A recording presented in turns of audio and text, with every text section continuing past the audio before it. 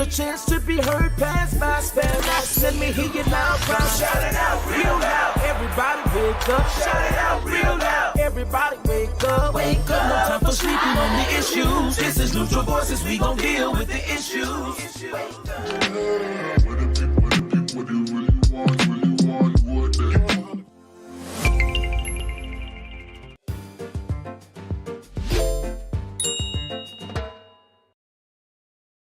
Welcome, good evening. I'm Miss Jill, and this is NV in Depth.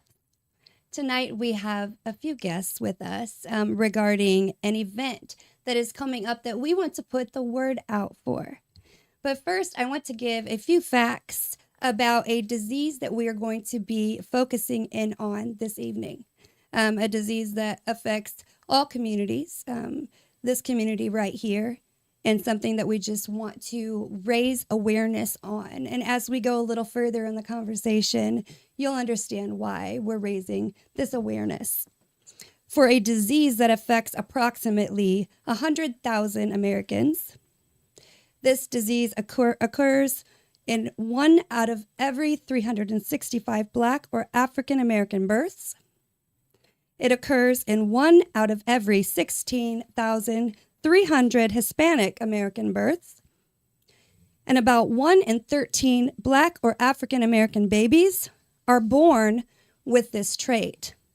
So tonight we are here to talk about sickle cell disease, the facts, the impacts, an event coming up, just kind of the ins and outs. Now, we have had the organization with us here before, so I would like to welcome the Timothy Lyman Sickle Cell Foundation, the founder, and the two guests that are with us this evening. So welcome. Thank you. Welcome back, Miss Beverly. Thank Robert. We have a new guest tonight, Mr. Dwayne Love. Thank you. Nice to meet you as well. Thank you for being here. So before we get started, I'm talking about the foundation and the disease itself. Beverly, could you please start out and give us a brief introduction about yourself and your association with the organization? Certainly. Again, I'd like to say thank you for inviting us to be here this evening. Sickle cell disease is a very piercing disease, and it does affect quite a few people here in the Fort Wayne area. And the illness can last from 1 to 30 days with anyone that is that this disease affect. And then we have two people with us tonight, and I'm not going to go into it, and I'll let them kind of go into the illness and how it affects them. But so we're here, and we would like to share with Fort Wayne the impact of this illness and how it affects everyone. We're definitely going to get into that. Yes. Thank you. And your position with the organization is the founder, correct? Yes. Okay, great. Mr. Ward, thank you for being here again. If you could just give a brief introduction of yourself with your affiliation with the organization. My name is Robert Ward. I've been a partner with the association for as long as I can remember. Anytime Ms. Beverly asked me to come out to an event or, anything like that, I'm always, available to help her because she helps me in so many ways. Great. Love that. Mr. Dwayne Love, a brief introduction as well as your affiliation with the organization, please. My name is Dwayne Love. I just met Miss Beverly on a trip, a sickle cell trip, and we connected in Fort Wayne, and we've been, I don't know, maybe 5 years now. Okay. So that's anything she needs, she can call me, and I'm there. I love it. Well, you definitely brought some support with you this evening. I absolutely love that. So before we get started, I know the foundation was birthed from, I guess you could say, tragedy, and just something that Miss Beverly herself laid eyes on, things that she saw where the need was. Timothy was your brother. Correct. Yes. And suffered with the disease, and I believe, was it 17? Yes. That he passed? Correct. Okay. So some of the things that you saw in dealing with someone you love, and not just that, but your trips to the hospitals during this whole time led you to birth the foundation. That Correct. is so true. So Yes. I think we want to keep that in mind. I think his birthday was around February because when we did the first event that we were involved in, I believe it took place on his birthday or was just right around that. It was his birthday. So I think it's definitely important for us to talk about the birth of the foundation. And for those who don't know, Miss Beverly, could you just briefly tell us a couple things that you saw with your experience with your brother that led you to say, hey, something needs to be done in this area. It needs to be done now. Some of the things like going back and forth to the hospital with him. Correct. Yes. At the time when Tim was growing up, it wasn't much available for people with sickle cell disease. There was not any support groups out there, and it was very challenging when we grew up. At the time, my mom had a lot to deal with because she not only had Tim that had the disease, we had another sibling with the disease as well. So it was very, very hard for her, and it was not much resources at that time here in the Fort Wayne area for sickle cell people, families, and sickle cell children. And so my mother, she had to go, she quit her job, and then she was going back and forth to Indianapolis. So it was a need for support groups. It was a need for parents to have somewhere to reach out to, and we needed to engage the churches as well. Okay. So at that point, we were very blessed to get more churches involved Sure. to let them know that this is an illness that's affecting our community, and we needed to get have things such as the blood drive here is what we're trying to do this weekend. Absolutely, absolutely. And before we go any further, for those that are wondering what is sickle cell disease, I didn't know until I met Beverly and we had her and her colleagues on set. So for those that do not know the definition, sickle cell disease, often SCD, is a genetic blood disease that affects millions of people around the world, with a high prevalence among African Americans.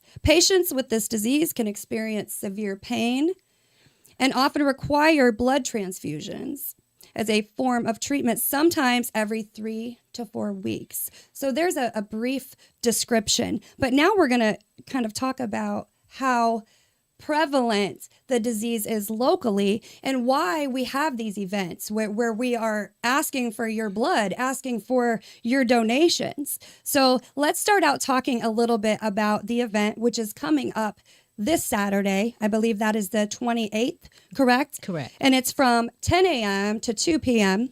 at the Renaissance Point YMCA. And that is at 2323 Bowser. Again, it's from 10 to 2 this coming Saturday. Do people need to register? So if someone's watching and they say, well, I'm going to go, donate blood. Do they just show up? Do they need to register? How do they go about that?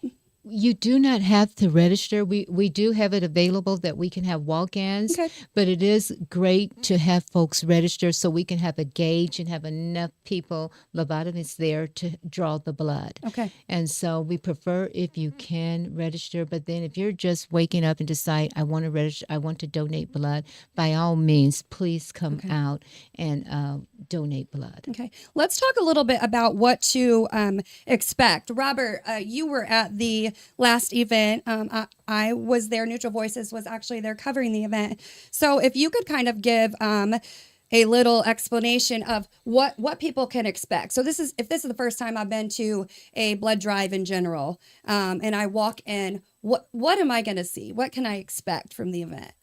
So you're going to see a lot of friendly faces. You're going to see a lot of smiles, a lot of enthusiasm.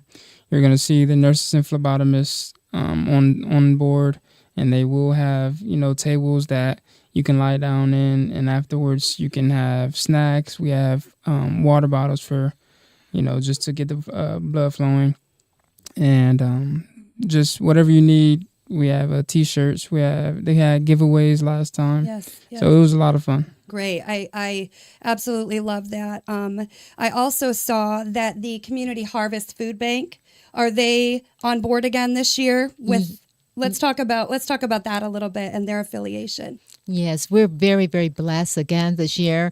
Community Harvest has partnered in with us, and they'll be donating 50 pounds of food to the first 25 people who's signing up to donate blood. And so that's a great reason to donate as well. And then we have some giveaways. We have other agencies that's going to be helping us out, that's going to be doing door prizes. We have a lot of Christian music that will be in the background playing to get you in the move. And we have sandwiches, there's protein sandwiches. I think it's going to be chicken sandwiches this year that we have out there that a restaurant will be donating. And so we have a lot of things there that we do a little differently to make sure that because it's a sickle cell event, we have people with the trait that can donate blood. And we do want to let people know if you have hypertension, you can donate blood. If you're diabetic, you can donate blood as well. So we just like to make sure we have a lot of power things there for people to eat to keep them going. We encourage people as well to please eat before coming out, eat a full breakfast so that you'll be ready to engage. Yeah, good tips, good tips. And I think the description that Mr. Ward gave was perfect, because I know when I walked into the last event, I thought everything seemed very organized, very clean. You could tell that there were some people that were nervous. I mean, even if you've donated before, it's just not one of those things that you're not nervous about. So the phlebotomist, there was some other ladies walking around just making sure that everybody was comfortable. There were people that, for whatever reason could not donate. They were also there to show their support for their spouse per se. So that was a great description of what the events are or what you're likely to see. Moving forward, Dwayne, Mr. Love, I have a question for you. At the event that I was at, the blood drive, I noticed a lot of young people. And by young people, I mean, it seemed like maybe high school, maybe seniors in high school, freshmen in college. Can we talk a little bit about the importance of not just those in the community, but the young people of the community to come out and support? Why do you think there were so many young people there, in your opinion? Well, I didn't make the last event, but to me, it's like they're more knowledgeable than we were when we were kids. So it's like, and I want to say the kids these days, they are more, I don't know what's the word about. I want to say like more affectionate towards things like that. So with them being able to do that, and it also helps on college resumes and stuff. To volunteer and do things like that. So I think that's a big reason for a lot of kids. I love it. Young people to come out and more help engaging. out. Did you notice that? I mean, they're very engaging. Yeah, they definitely were. I mean, I know we talked to a few of the gentlemen. It was mostly a table of gentlemen. So I just thought that was really cool that there were so many young people, involved. From Snyder. My brother. Yes, they were from Snyder. He attended Snyder High School. Okay. And every year we get the Snyder group. They come out and they just love to show their support. And they did. They showed up and showed out. They for sure did. Yeah. For sure did.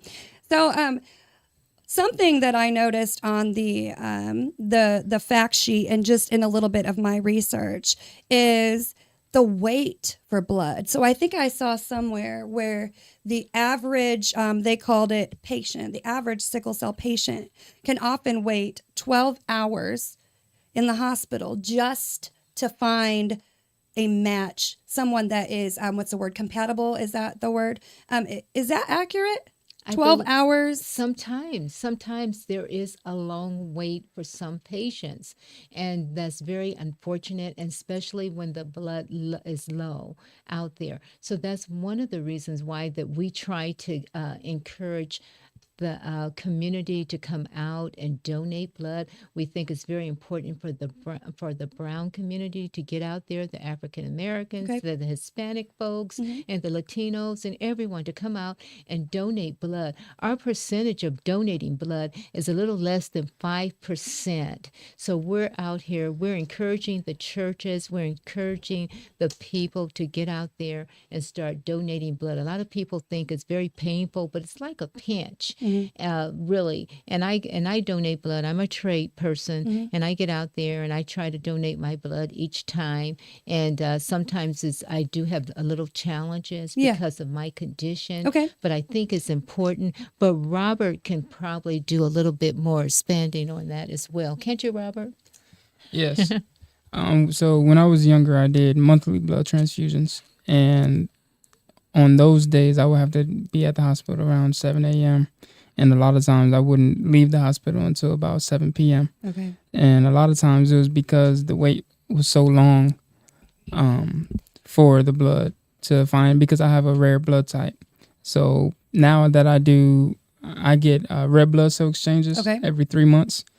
And now they do it where I go down to Indianapolis the day before they draw my blood, and then I won't have to wait in the hospital as long. I can go home and come back the next day and then get the exchange.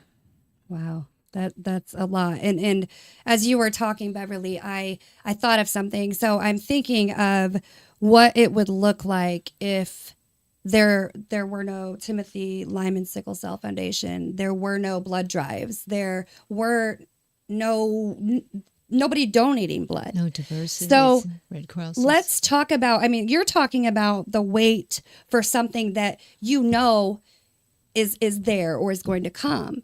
But what would happen if Robert went in for his, you said every 3 months or every 3 months so, now. So what would happen in a world where Robert shows up and there's no blood? Like, those are the things that we need to think about. And let's look at that. What Robert would be in there until there was, correct? It would be catastrophic. Yes. I just would not even want to begin to think about something like that, because I just don't know what we would do. Yes. I believe that thank God, we're in a global world, and they would do whatever it took to make it happen, but that would be so catastrophic. So I think that's why we need to have the community pull together and do what it takes, and realize that this is a community effort, and we as a community must do what it takes to start donating even more so. And again, we say it's 100,000 people with sickle cell disease and counting, because we don't know how many people have this illness, because of the fact that the money has not been put forth to do the research to find out the exact numbers in all the states in the United States that have this illness. And, you mentioned funding. So I know that the organization itself that receives 1/10. We don't, we're a 501(c), but sickle cell in general do not receive the amount of funding that other diseases receive. It has been noted nationally with sickle cell that some sickle cell organizations receive 1/10 of funding compared to some of the other illnesses that's out there. So they have to scuffle and make it happen, and that's why you don't hear a lot about the disease and many other things. Which makes it even more prominent, in my opinion, because in areas where, underfunded per se, that makes it even harder, makes it even more challenging. Prevalent. Yes. So with that being said, we have 13 slots left to fill. And when I say slots, we need 13 more people to sign up to donate blood, or we need more than that, but we need at least 13. So with the event coming just around the corner, I don't care which one of the gentlemen want to take this, but why do you think there are still 13 slots to fill after everything that we just said, after knowing that Robert, for example, has to go do this and wait this amount of time, and this is what would happen if there was no blood donated. Why do you think there are still 13 slots to fill by Saturday? Whoever wants to take it, just your opinion only. Well, I think it's the pretty much, the word of mouth. A lot of people not knowing. Like earlier today, I created an event on Okay. Facebook for the blood drive. Great. And I also been, like, for the last 2 or 3 weeks, been sharing it on my page. Okay.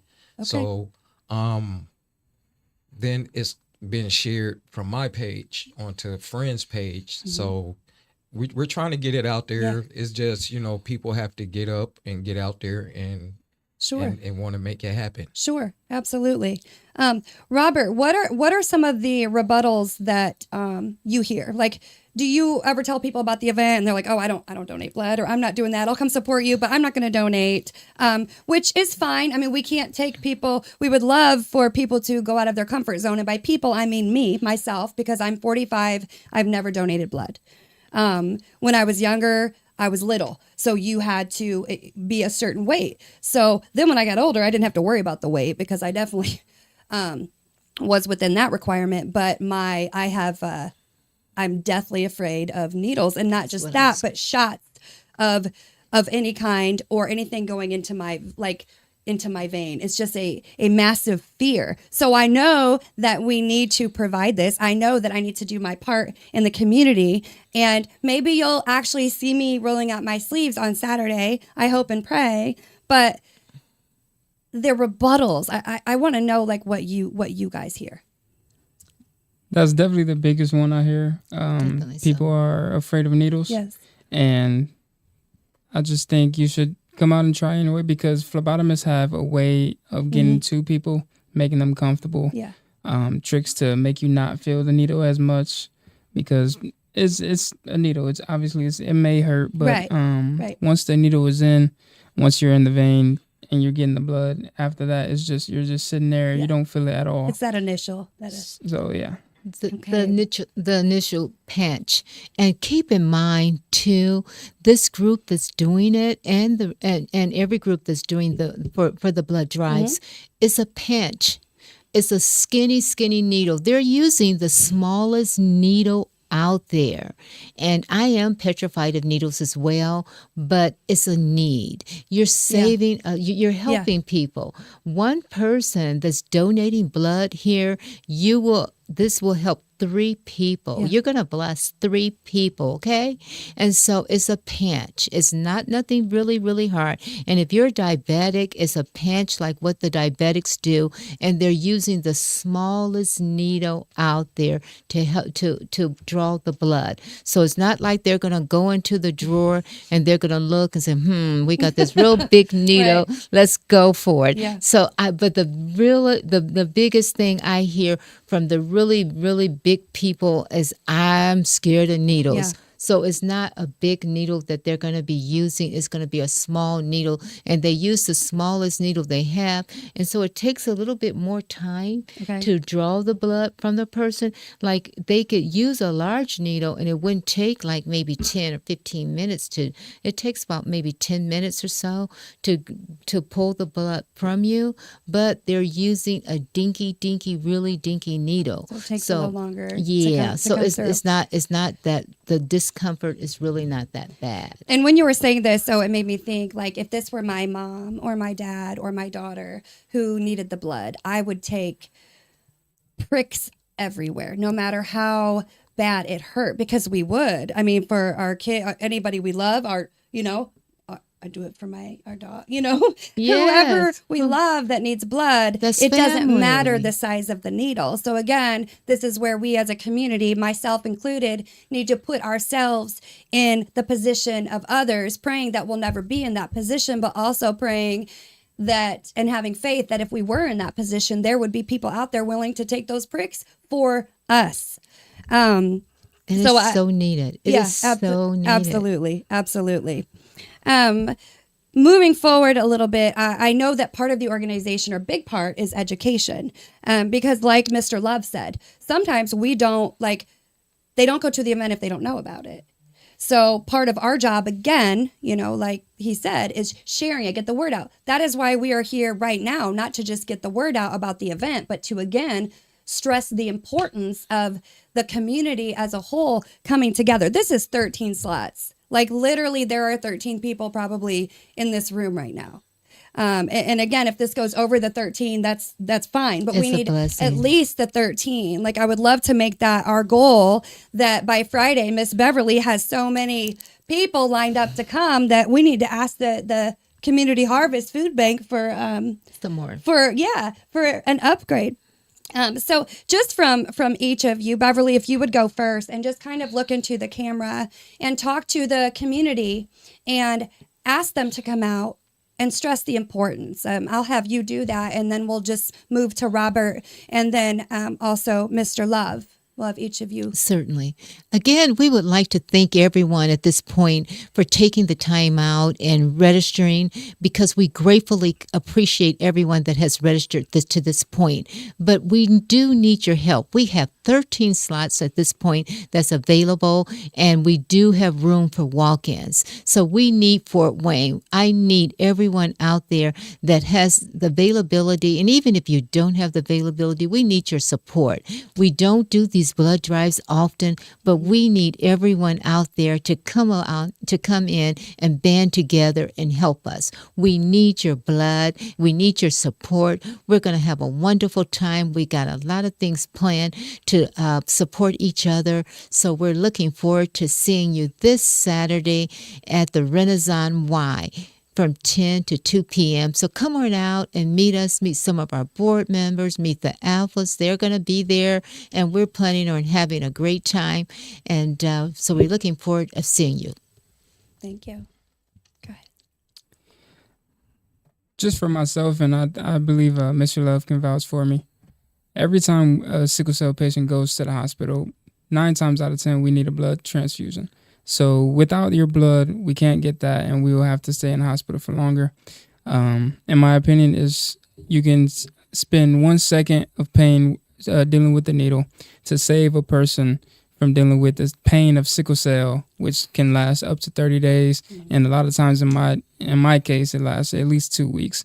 So just come out, donate, spend your about 10-15 minutes at the Renaissance Y this Saturday from 10 to 2, and take that 1 second of pain from the needle to save a sickle cell patient from dealing with the sickle cell pain from 2 weeks. Thank you. Go ahead. I think it's very important to get the community out, especially people of color, because it's easier to match for sickle cell patients.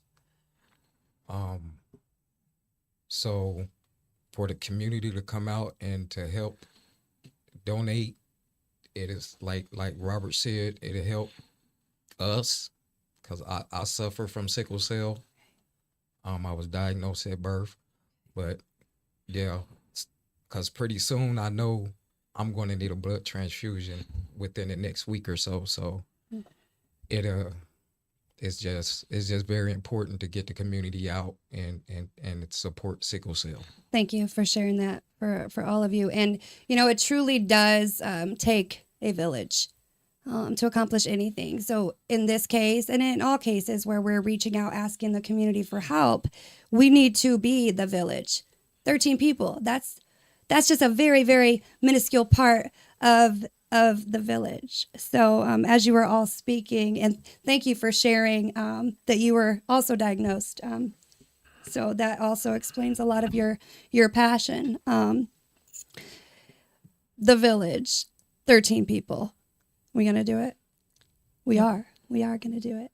So again, we want to thank the Timothy Lyman Sickle Cell Foundation, and I just want to ask Miss Beverly, I know she's got some things in front of her, if you have any last minute things you would like to share.